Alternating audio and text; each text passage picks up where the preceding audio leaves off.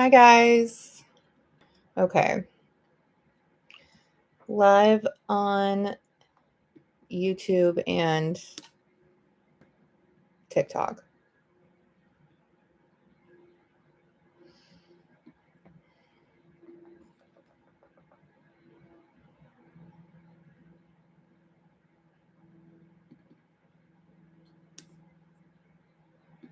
Hi, Martha. Hi, guys. All right, I'm live on YouTube because I don't know how this conversation is going to hold up over here on the Tickety Talkety, but we'll see. We'll see how long it takes before I say something that is not well liked. Hi. Yeah. Okay. So we're over here on the tube of you. I wonder if I can put you guys in like one place so I can see you together. But so I can get everybody's questions in. I'll give it a couple more minutes before I get started because there was a ton of people that wanted to I don't want to get started with anything too juicy too soon. So if you are joining me on TikTok, I'm live on YouTube where I'm answering all the questions in the chat box. Like I said, I don't know how long I will be allowed to have this conversation on TikTok, as anytime I start diving into aliens and certain alien species, the algorithm is like shuts it down. So just keep that in mind. And then for those of you that are joining me on YouTube, if you guys have questions, feel free to drop them in the chat, but I'm gonna do the like deep dive. And of course, I will save this video. Yes. I'm gonna record and save the video, of course. I don't think I have to I will definitely keep the replay up for you guys, because I know we're gonna like go through a ton of stuff. Hello. So, hi guys. Yeah, Egypt was kind of unexpected. Did I pick up anything regarding to what lies under the Sphinx and or Chris Bledsoe's prophecy? We're gonna definitely, I want to talk about that. You have to go to bed soon. Oh no, yeah, it's probably late for those of you that are on the East Coast. Hi guys, we are live on TikTok and YouTube. But yeah, I will save the recording on YouTube for you guys. We'll get started in a few minutes. But yeah, drop all your questions. How are you guys? I haven't done a live in quite some time. I was playing like catch up after being gone in Egypt for so long with client sessions, which has been like super, super fun. So this is such a good way to like jump back into live. But the Sphinx, I think like 2 days before I got into Egypt, they discovered a secondary Sphinx. And it's all kind of tied together. And then I'm also going to talk to you guys about the stuff that I saw in the Temple of Edfu and the Dendara Temple, which like we're totally going to do a deep dive on cosmic consciousness, which was kind of wild. Would I go back? I did it once. I don't feel the need to go back. No. And it wasn't because I had a bad experience, but the way that I prefer to spend my free time or trips and travel is like I'm a surfer girly, right? So if I'm gonna like go that far, I really want to be surfing. I have like a hard time being out of the water. I was there for like 2 weeks. I was like, jumping out of my skin and ready to like get back to California to get into the water. So that's kind of like how I reset my nervous system. And when I was like in the mix of all of those energies, I didn't really have that method of grounding for myself. So it was like really, really difficult for me to like process and move through those energies. I'm just very connected to the water personally. But it had been a trip that I had wanted to go on since I was a little kid, like Nile cruise, full thing. And like I definitely did it, which was super cool. And I'm going to tell you guys all about Jen and at Mana. And if you want to do this type of trip, like I definitely recommend going with her. Yeah, you'd want to dive in the Red Sea if you went that far. Yeah, it was a long flight. I was like, it was a long flight. And it took me about a week to like readjust my schedule once I got back. So um maybe connection from Assyrian origin with my water. Yeah. I am a pretty heavy Syrian star seed, if you will. One of my first guides that ever came to me was Syrian, so I have major, major water connection stuff. So that's my preferred, place to be. So, but it was very much an initiation for me. I needed to be there. I was very much called to be there at that time.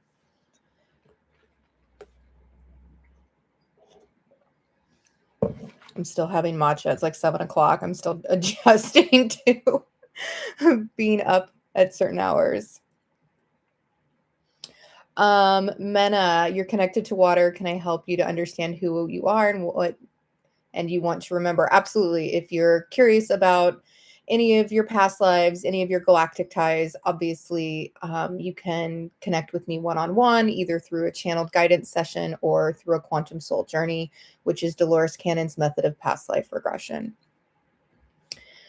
All right. Well, I'm just going to like dive on in and roll with it. And for everybody else that is joining us tonight, they will make their way in.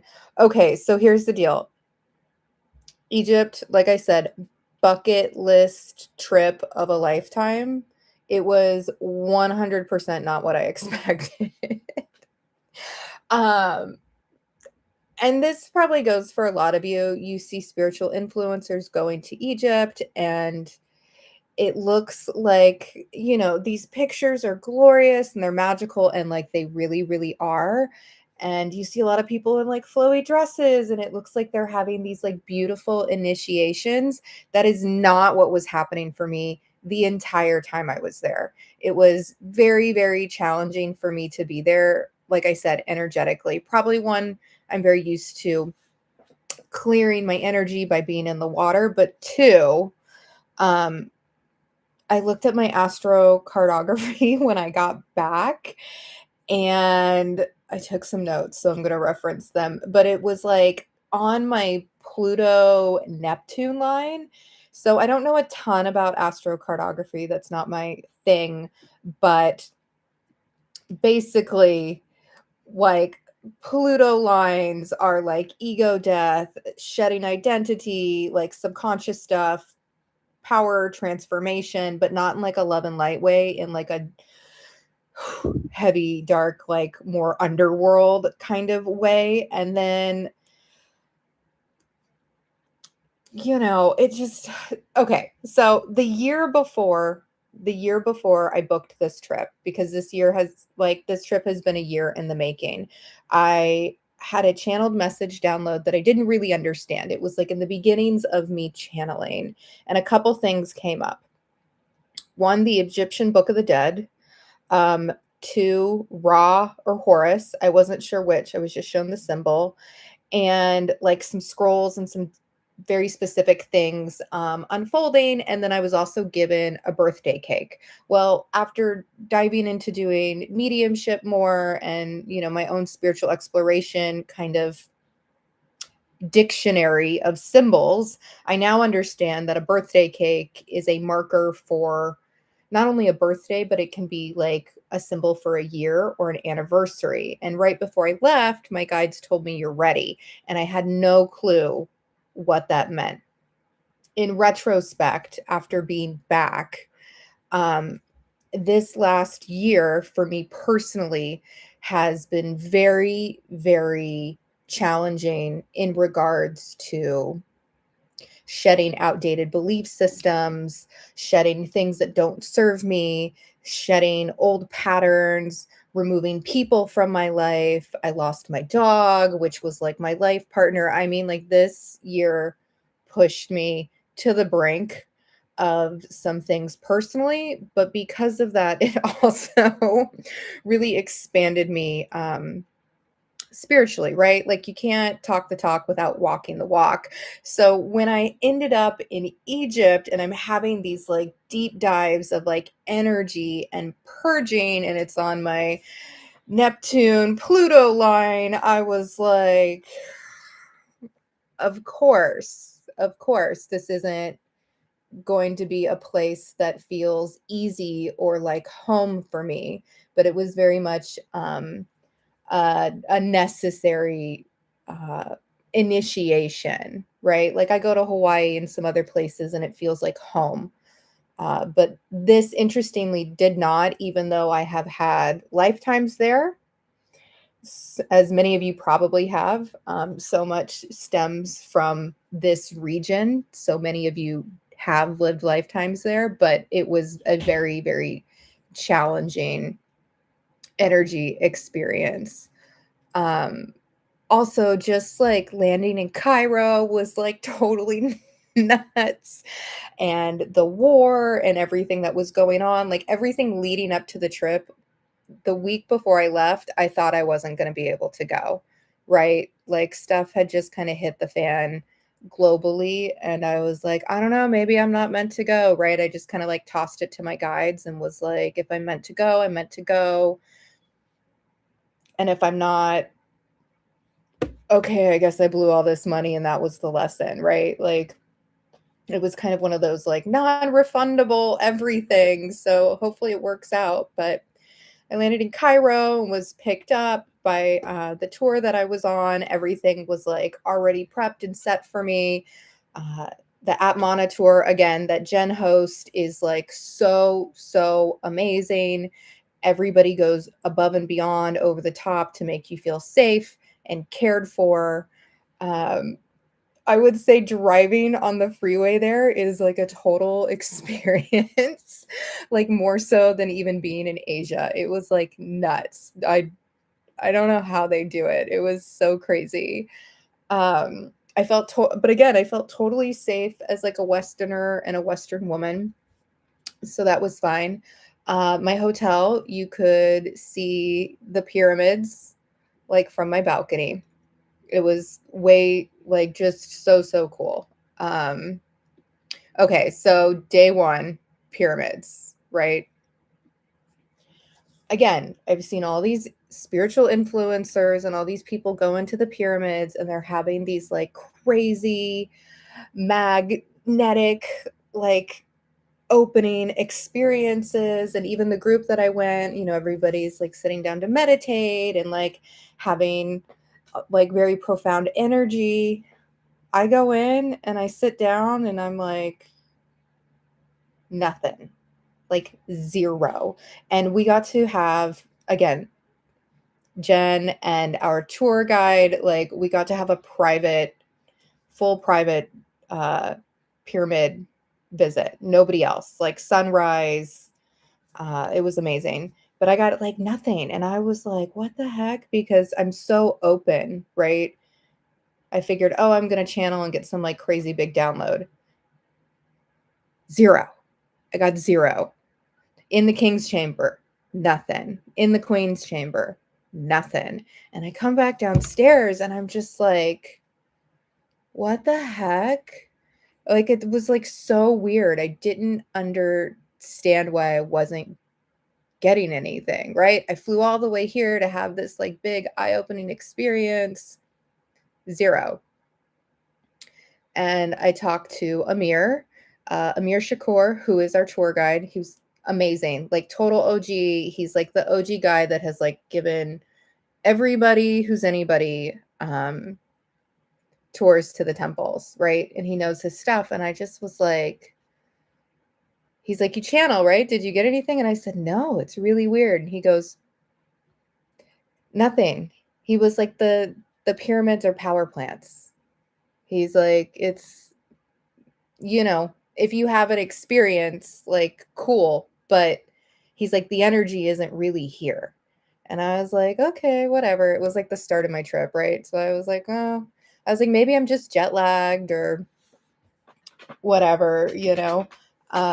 I came out of the temple or out of the pyramid, sorry, and I like took a moment to kind of like sit with myself and was like, am I getting anything? And I'm like checking in with my body, and I was like, well, I feel the most grounded I've felt since I've been traveling. So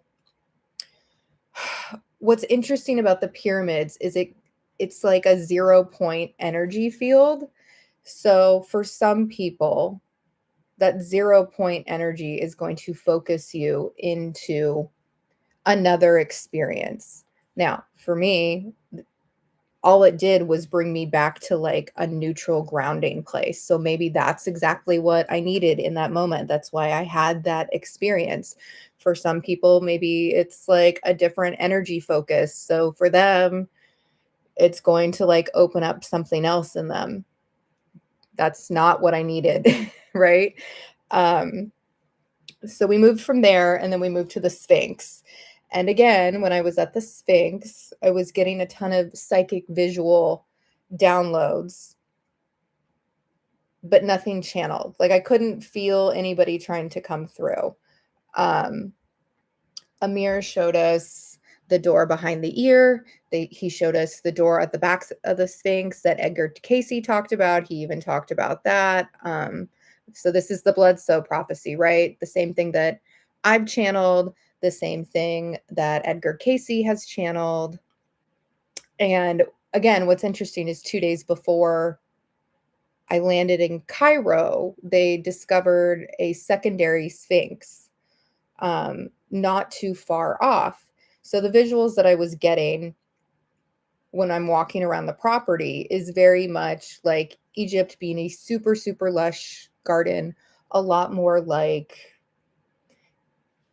the way Mexico looks like in the Mayan temples, like very lush, very tropical. And I was getting this like message where it was like a relay of like shared stored information from Atlantis, which I will tell you more about in a moment.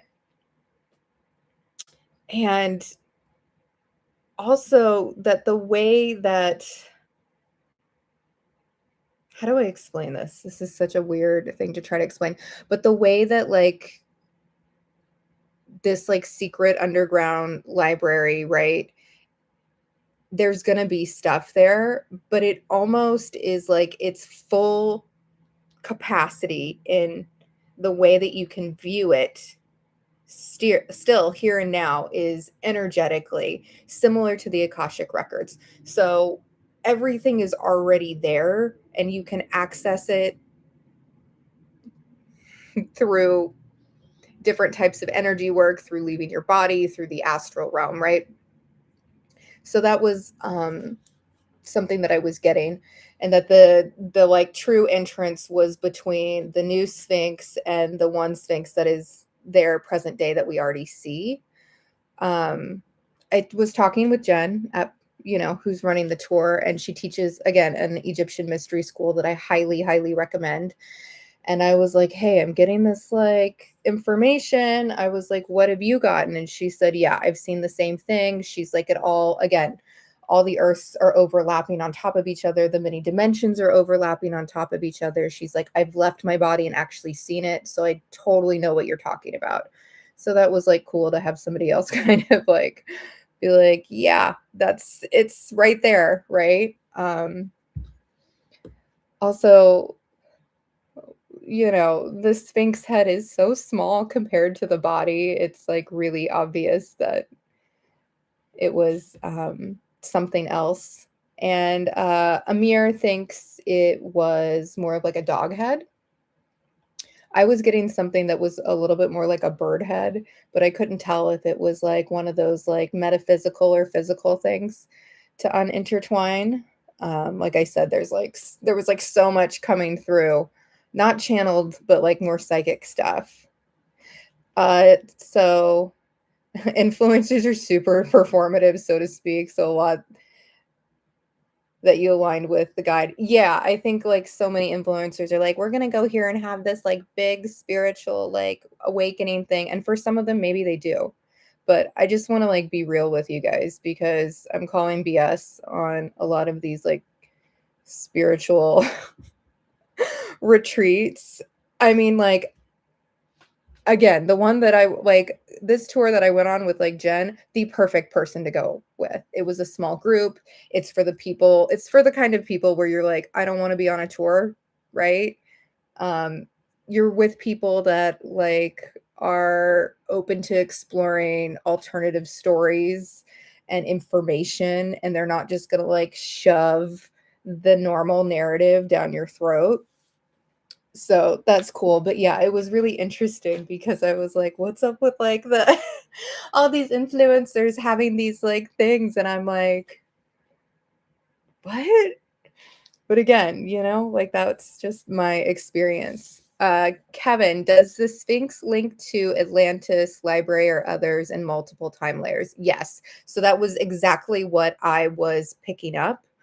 Um, the Sphinx in its full origin, she's meant to be an oracle and like guide information. So this is a lot of this stuff is coming from, at Mana's mystery school, but same thing, like when Jen and I talked about it, it's very much what I was picking up was that this is shared information from Atlantis. So you will see this little, it's like a cross with a circle all over the place.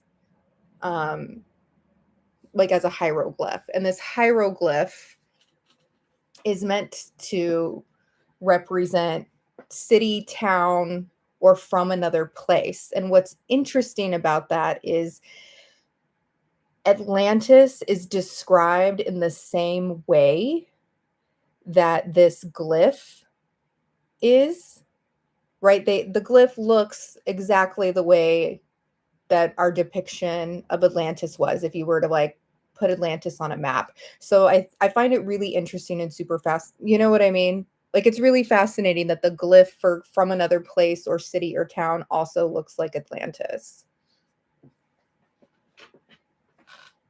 But tangent. That's another tangent.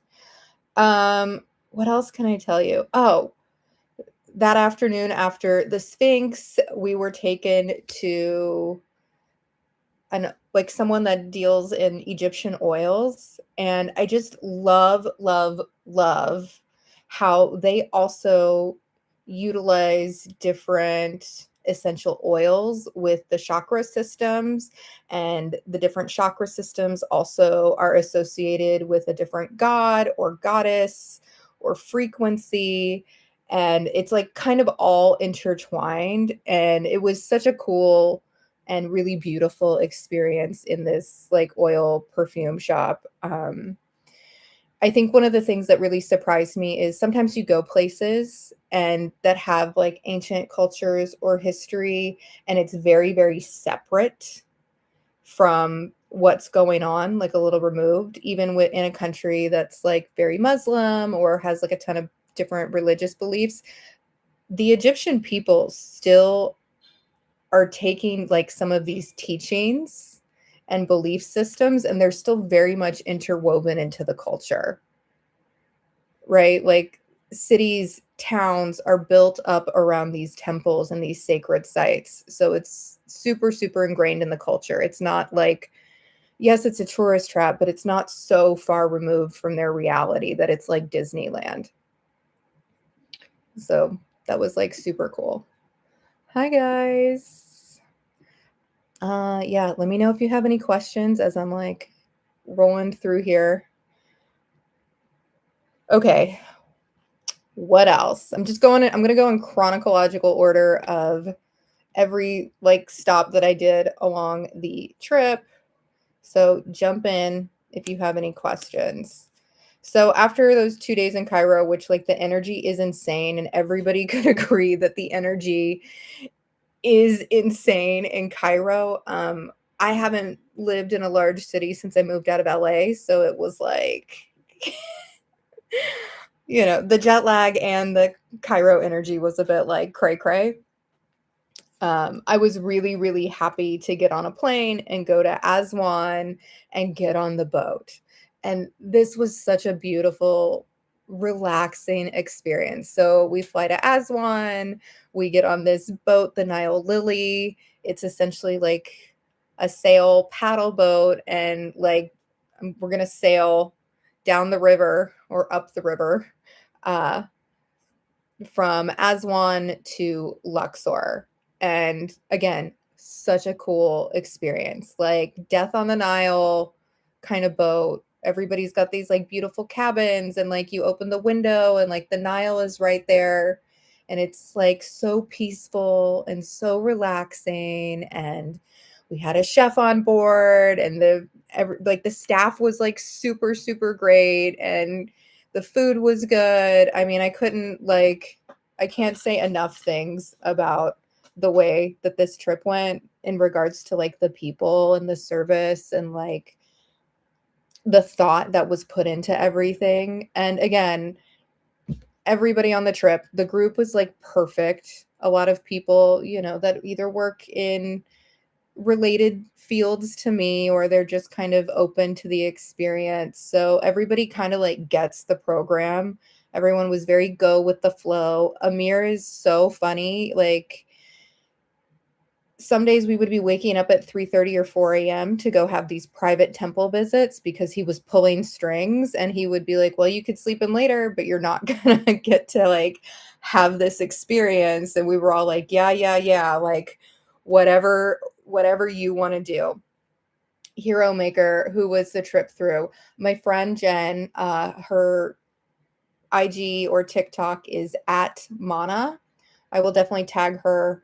We're live over here on YouTube in the show notes so that you guys can get with her, because do not go with anybody else. This was like amazing, super epic. Okay, so first night in Aswan, we sleep on the boat, and then we get up really, really early in the morning and we take another boat.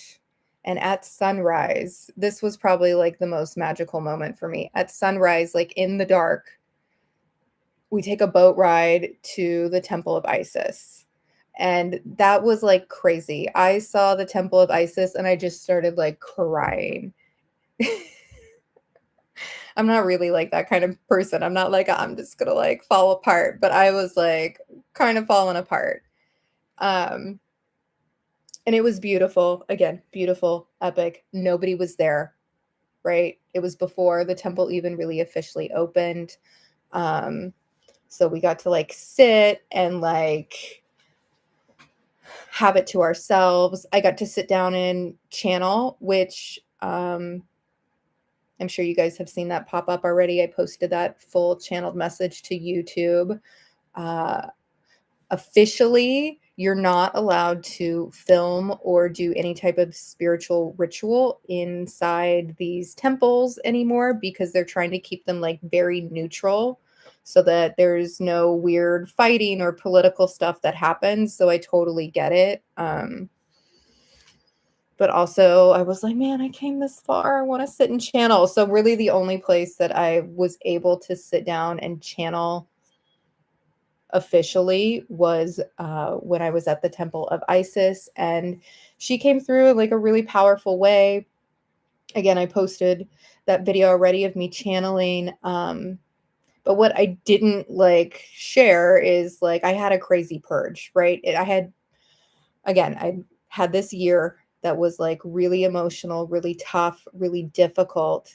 And when I started channeling Isis, she was like, hey, I'm going to come through and I'm going to release some stuff that's in your system because it's time for you to like let it go. And I'm a tough biatch. Okay.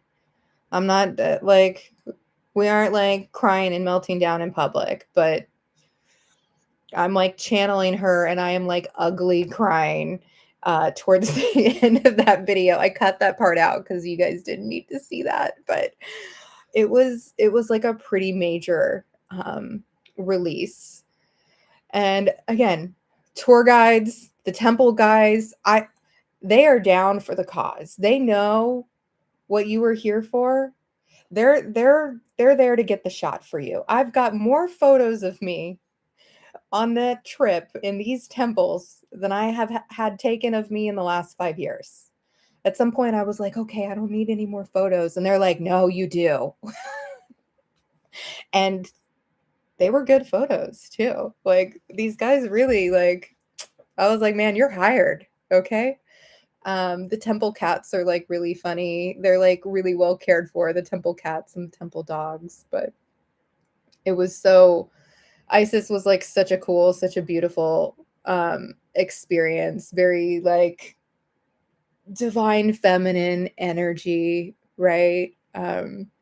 Which was different for me because I think in my day to day, again, I'm kind of like I'm a tough chick. I don't like, I know I'm woo, but I don't really dive down the like overly fluff energies, right? I try to stay like very neutral, but hers was like so powerful and so overwhelming for me. I guess I really needed it. So if you are needing any type of purge energetically, go check out that video. Um, her channeled message was really, really beautiful. Okay, so Temple of Isis. That was kind of like the big start, right? Kind of hard. It was like that was like such an epic introduction. Ooh, let me go back. Okay, so this before I left Cairo, we went to the new Egyptian museum, the Gem, which is crazy. It has like everything in there. The lighting is beautiful. I mean, they really took their time. Got to see the King Tut exhibit with a guide. My homegirl Dawn, our guide Amir. Okay, I'm gonna tell you a funny story. Our guide Amir was like, "Hey, this stuff is like powerful energetically. So when you're walking around the museum, view it, but don't like try to call in any of its energy, right? Um, because everything's been shifted and moved around. There is a belief system that once it's moved off its original point, either it's not activated anymore or it's been activated in like kind of a weird way. So the energy is off." So he was like, "Just don't take in anything." And I was like, "Okay, put myself in the bubble. I'm already bubbling up because the energies are crazy." Homegirl Dawn, we're like in the King Tut exhibit, and I was like, "Man, I feel weird in here." And she pulls me aside and she was like, "I think I'm gonna like throw up or something. Like I feel like so crazy." And I was like, "Oh, okay." I was like, "We got to put you in the bubble." So I guided her like putting herself in the bubble and then like grounding her energy like and releasing, and she was like, "Holy cow, that like really worked." She's like, "I really thought I was going to be like sick." And I was like, "Yeah." I was like, "The energy in the museum is like so intense." But then a couple other people I was on the tour, they like pointed out um these scrolls that were very specific to Aleister Crowley's The Book of the Law. I made a video about it already. You guys can go back and look at it. But it was like in Hall 11, which, the number 11 is all like portals and gateways. And it wasn't really described what the scrolls were, which was kind of wild because you can look them up. But it's like there's little statues underneath, and the statues were just of the priest, right? And I'm like, it was just, and then like you've got Osiris with like the Stargate around him, like across, and it just was like so weird where you're like, everybody knows there's some weird mysticism going on, but like you've just got like tourists everywhere like snapping photos. It was so strange. Hang on. Did the Egyptian tour guides feel Egyptians built the Sphinx and pyramids or found them, or the temples come later. Okay, so let's talk about no. He did not roll with the standard stories about Egyptians making these things in like the modern, I say modern day Egypt, but like in the Egyptian history that we currently talk about, right? He definitely like was, after I pulled some threads, was more like, yeah, these things have been here a lot longer, and it's because we were in contact with interdimensional species, which is something that I've channeled personally, that ancient Egypt looked a lot more like, you know, the way an international plane terminal is, where you've got different types of entities coming and going and like a lot of interaction, and it wasn't so like foreign. I will get to that later when we get to this Dendara Temple. Okay, so side note, that was my Crowley thing. Super crazy and weird. Also, I totally, like, when I was researching this, didn't realize Crowley's wife was a channeler, and that she was, and he also was channeling an entity that looks similar to a gray. And those little priests below the scrolls. That's all I'm saying. Just something to think about. Just something to think about. Okay, so after the day that we went to Isis, we went to the, I'm probably going to butcher this name, the Kamombo Temple, which is the crocodile temple, or the crocodile god temple. Really cool, really weird, really interesting. Again, you've got a reptile creature, for my reptilian people that are always coming for me, that get so mad at me.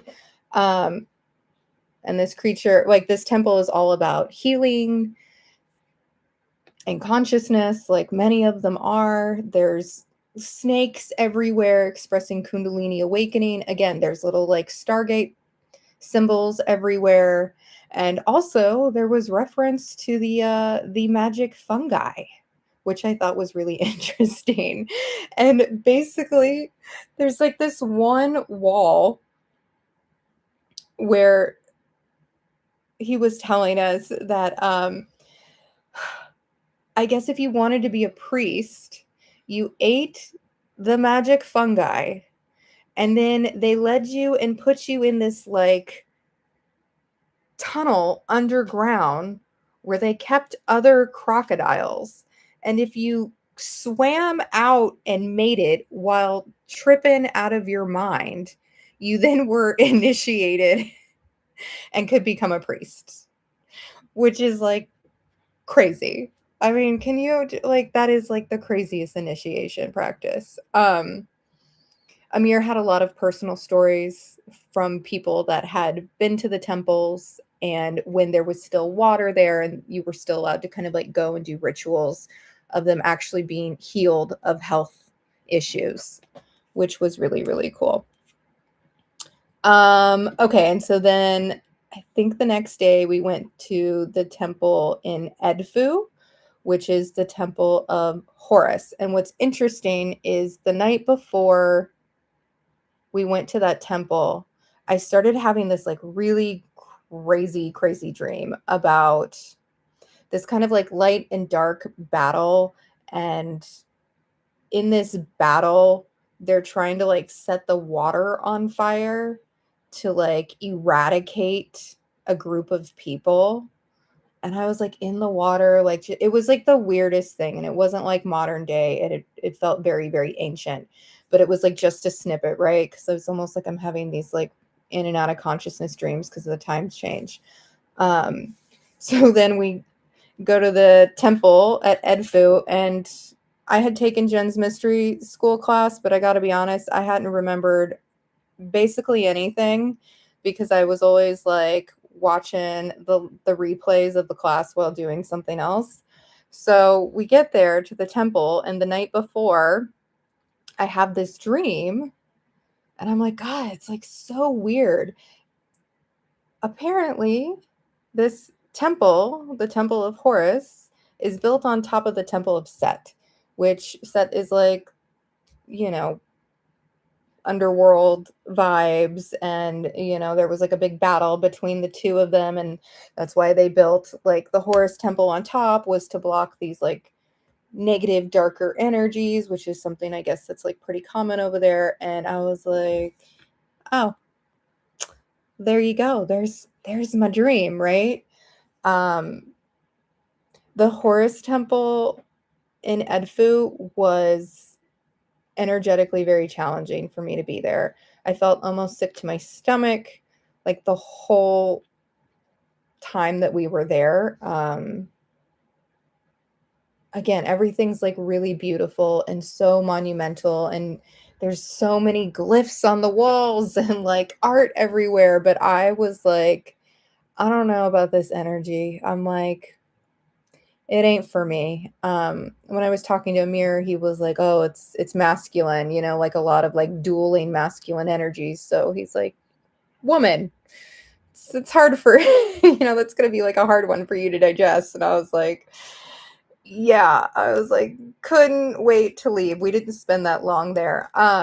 However, the town of Edfu was like so fun, so cool. Like we got to get out, walk around and go to the market, and he took us to like some vendors that were super unique. So that was like actually one of the most fun days that I had, because I love getting to kind of be in the mix and like explore the culture, like, on the ground, not just be on a tour boat.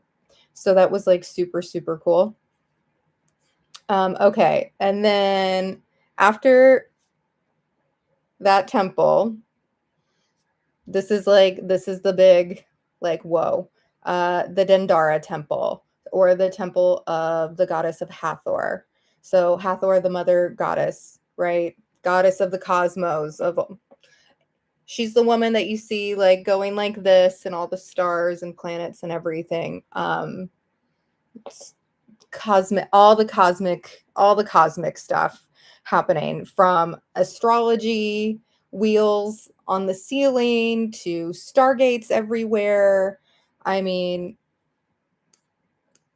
the colors in the ceiling, like beautiful, beautiful, beautiful, beautiful, beautiful stuff. This is also the temple that has the reptilian with the light bulb. Now, I made a video that's, taken off, going viral. Um, when I talked to Amir about it before we were allowed to go uh, under the temple to see this, he's like, yeah, he acknowledged it right away.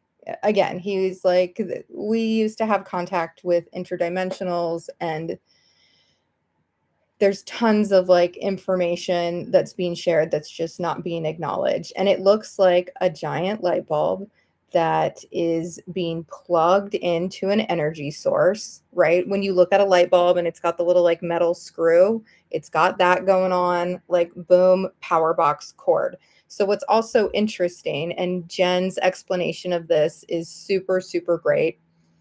There's like a snake running through the light bulb. Snake is energy, is awakening.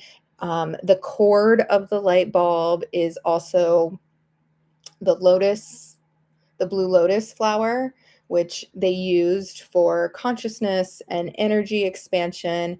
And I think everybody can agree on the reptile entity that is in the photo doesn't have a headdress, a mask, or an aura. That is similar to what some of the other gods have. And that's what makes it so very different, and also important as far as some of these hieroglyphs go.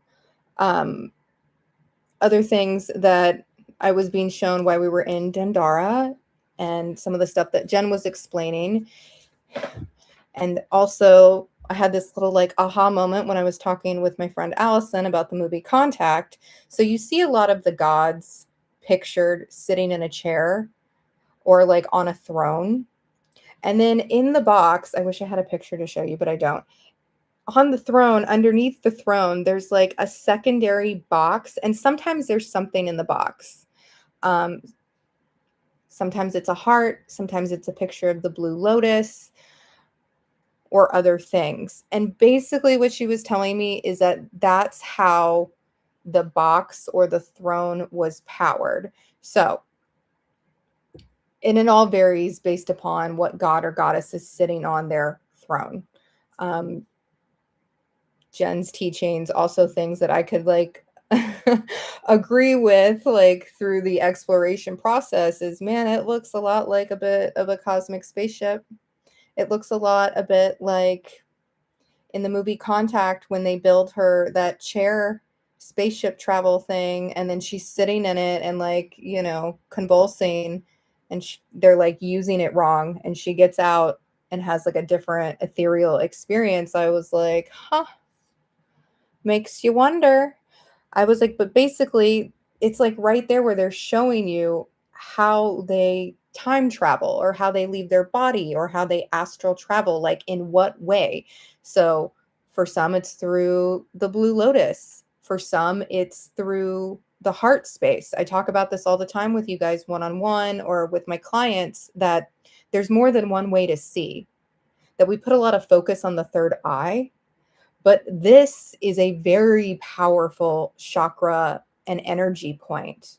So for those of you that are claircognizant and sense things or feel things or know things, you're very much being asked to perceive information through here. And oftentimes when I channel, sure, I get all kinds of stuff up here, but it's a very like overwhelming feeling or emotion, depending on who it is, usually of love through my heart. Hi guys, we're live on YouTube as well. So I thought that was pretty cool. It's pretty cool. What else? I can't remember if I was in the Temple of Hathor or if I was in the other temple, but I had sat down and I had started to slip into channel for a second. And when I opened my eyes, I saw Seshat's star, but she wasn't below it because she had been chipped out, which was very common, I guess. People used to live in the temples, and or Christians lived in the temples, so anything that was like deemed kind of unsavory, they would like remove. And I wanted to like make sure that that's what I saw, and I was like, oh my gosh. I was like, I think that's Seshat's star. And I looked over at a mirror and I was like, who is that? And he's like, oh, it's Seshat. And I said, oh, I channel her. And he said, you channel her? And I said, yeah. And he said, okay, when we go to Luxor, remind me to show you something. And I was like, can't wait.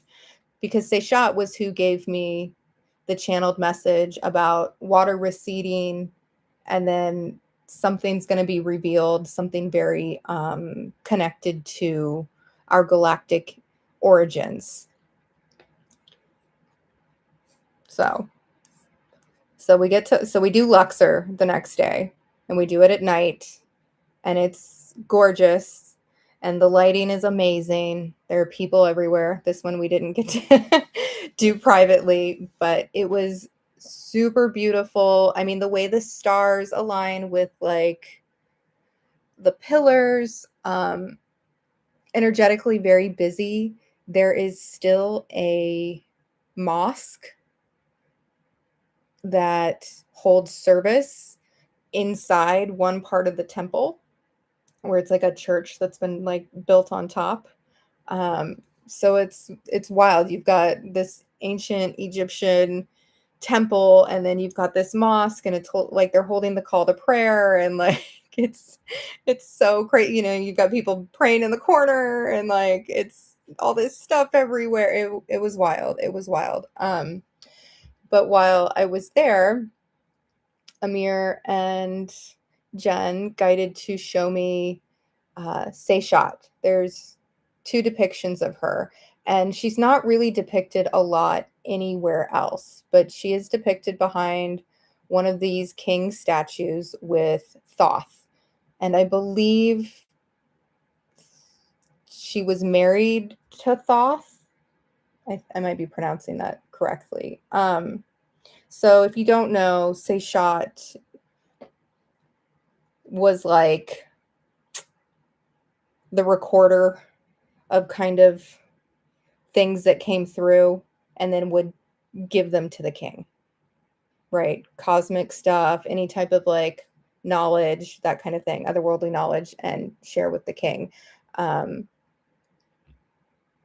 Probably not a coincidence that I channel her, as we have some similar vibes happening. So again, I sat down, I tried my best to channel without getting into trouble or getting kicked out.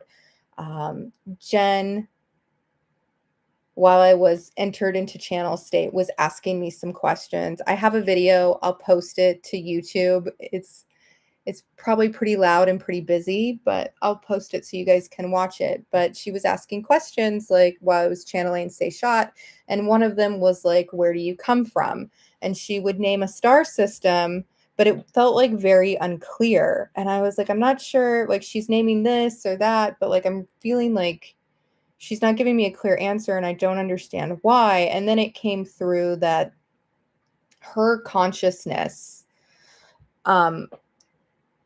like many of you, right, was a multitude of consciousnesses intertwined into one. So she didn't really feel like there was a singular origin. Like, where did she come from? She came from all of these different star systems and was here to receive all of the information and then deliver it to the king. So I thought that was really, really interesting. So I'll post that video for you guys later. And then the next day we went to the Valley of the Kings. Again, really beautiful. You cannot imagine the colors inside some of these tombs. And we went at like daybreak, so hardly anybody was there. Amir is such a G of a guide for a man in his like 70s, just really knows how to like get it done. Interestingly enough, kind of the way I feel about cemeteries, I felt very neutral and very quiet, and the energy was really peaceful, which I was really, really grateful for. Like, I didn't get any kind of like big downloads, just these like beautiful halls of under tombs that are painted in with all kinds of glyphs. So super cool, really beautiful, but I didn't get a ton. Scenery, epic. I mean, the colors on the ceiling, I don't think people show this enough. Like, you just see like sandy gray of like all these temples. Like, they ground up certain stones to make color. So that's like so very reflected in the artwork. And from what we know about certain stones and crystals, they're using this in paint. So the energies that get amplified, I mean, it's really magical. And just walking around, you're like activated, right? And you're picking up on all these different energies.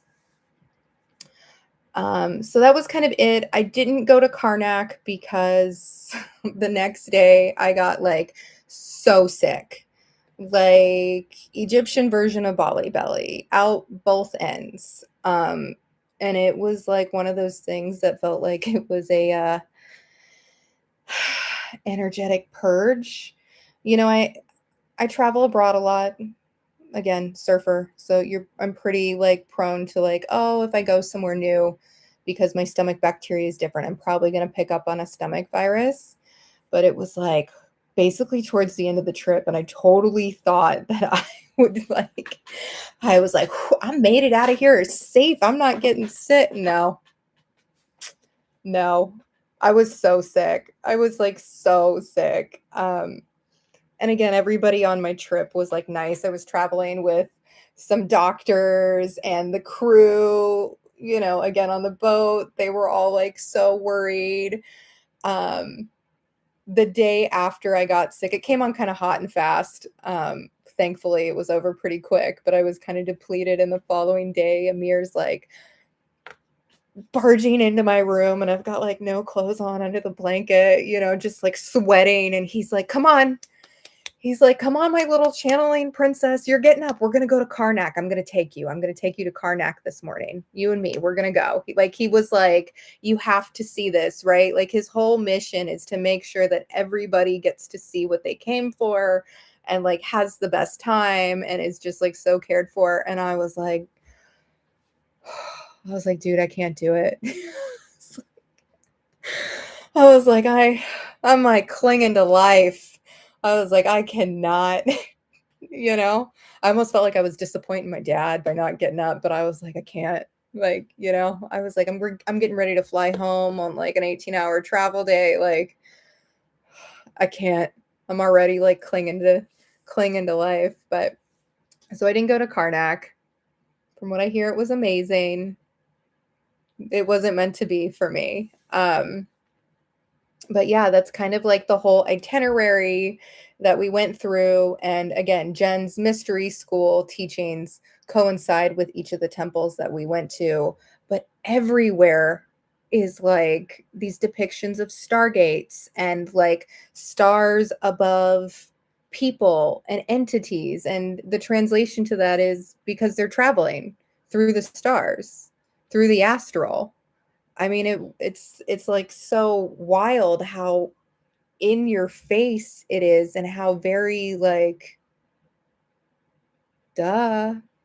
Like, why are we not acknowledging some of this information? It's like right there. The other thing that Jen talks about that I love is in some of the more modern day religions, right? We have this very disconnected idea of what God is or like what a deity is.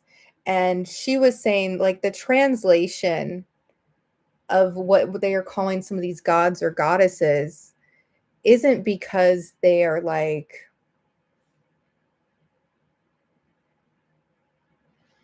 that separate from the humans. It was almost like they were able to access some aspect of themselves or some part of their consciousness and make a very specific choice about how long they wanted to live in the physical before they transitioned into non-physical entities.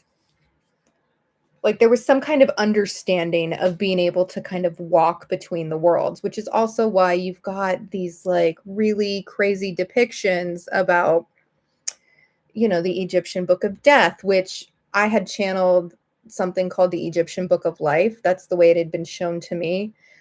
And I wasn't really sure if that existed, but she told me that the Book of Death is an incorrect translation, that it is more closer to Book of Life or the Book of Light, which was kind of crazy. But yeah, you have like all like the priests being able to travel through underworlds and through portals and people being able to do this and like these gods and all these like gateways and doorways and how to like do all this. It's so like when you see it for yourself, it is such a like there's no denying that this information is there. It's like once you connect the dots, you can't unsee it kind of thing. Um, Also, I went through so much and saw so much stuff that I'm sure I'm going to be unintertwining things over the next few months. Both Amir and Jen said the same thing. Just by viewing the art on the walls and the symbols, it's activating within your DNA and within your brain, and stuff starts to unfold for you. So it is very much like an initiation process when you go there. So if you're like, I don't know, did I get anything? Yeah, but it's probably going to take some time to integrate like any kind of big spiritual download. So that was it. That's that's the trip. It was again, it was so wild. The people were so cool. Like I'm remembering exactly, Chad. Um, the crew. I just like I can't say enough amazing things about the trip itself. Energetically, was it tough for me? Yeah. Amir did pull the boat over in the middle of the Nile one day and was like, "You need to swim." So they pulled the boat over, and I got off and like went swimming in the middle of nowhere in the Nile, and like this little like farming village came down to meet us because it's a big to do. You're in the middle of nowhere, right? And then everybody wanted to take pictures with me. I was like, girl from California, in the middle of like nowhere on the Nile. It was so funny. My girlfriend Natasha said, "What's it like to be a woman wandering around over there?" was one of her questions. And again, I felt super safe, but I definitely had a lot of like, you know, marriage proposals. A lot of marriage proposals, a lot of questions as to why I wasn't married. I said it's not for lack of not trying, just hasn't worked out yet. Which is like funny, culturally, it's like so different. Um, oh my God, I was like obsessed with these knockoff designer slides that I was seeing the kids wear.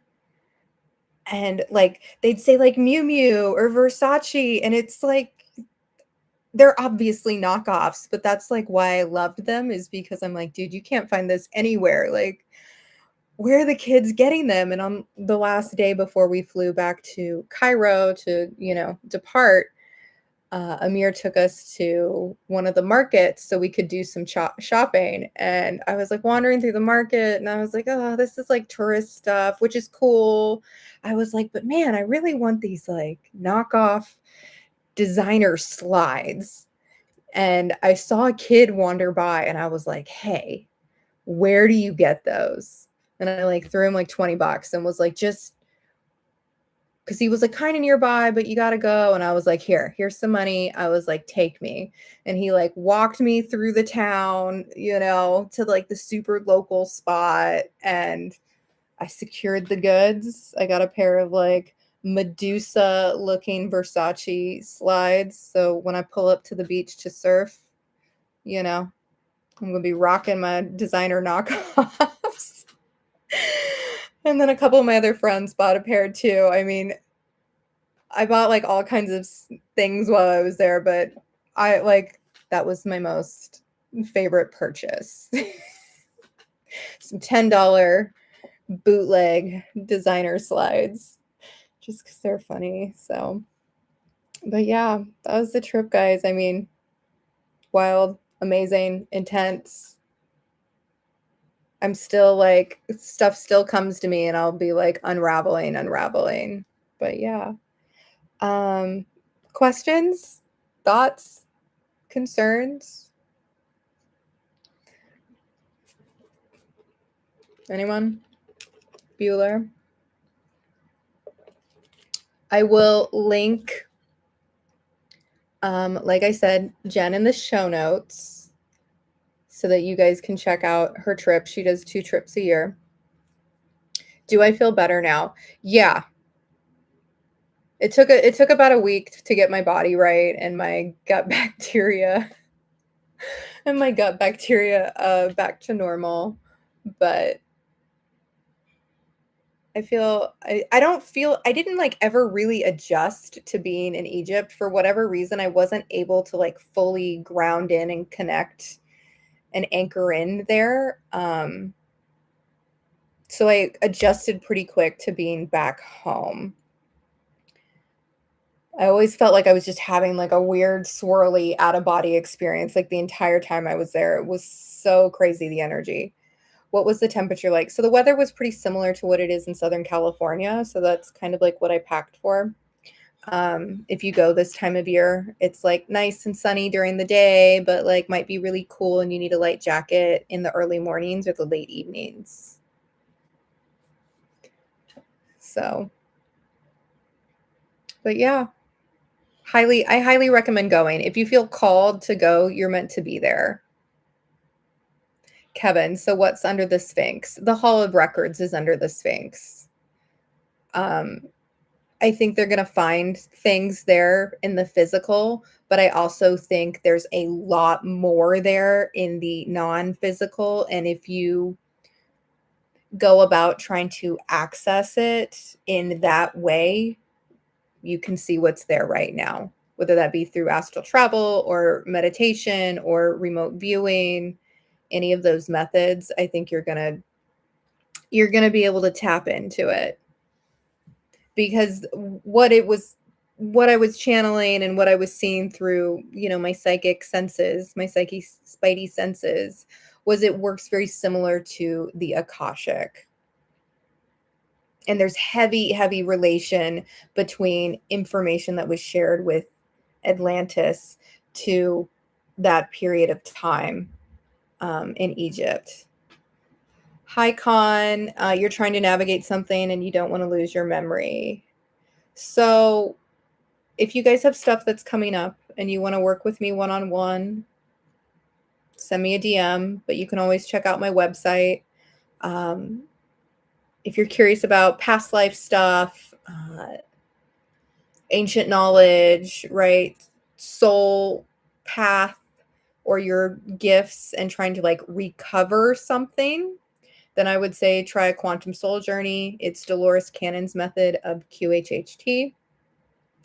If you're just looking for guidance or like quick insight, book a spirit directive session. That's where I get into channel state, and then you get to ask me questions while I'm channeling, and all the information flows through based upon what you want to hear or know. Chad Michael, glad you had an amazing time. Yeah, it was super fun. Trip of a lifetime. But I did it. I don't feel called to go back. My next trip is probably going to be like, a surf trip in Indonesia where maybe there's temples, I need the water. I really do. I really need the water. I was like fish out of water. I mean, I was like staring at the like wave wake behind the boat and just was like, man, we should have brought a board. This is like a real missed opportunity. They could be doing like wave surfing here. I was like, help.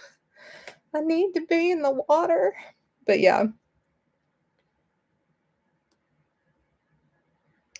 It seems like my client sessions have been more potent since I've been back, so maybe that was my gift. Yeah. My client sessions have been crazy since I've been home.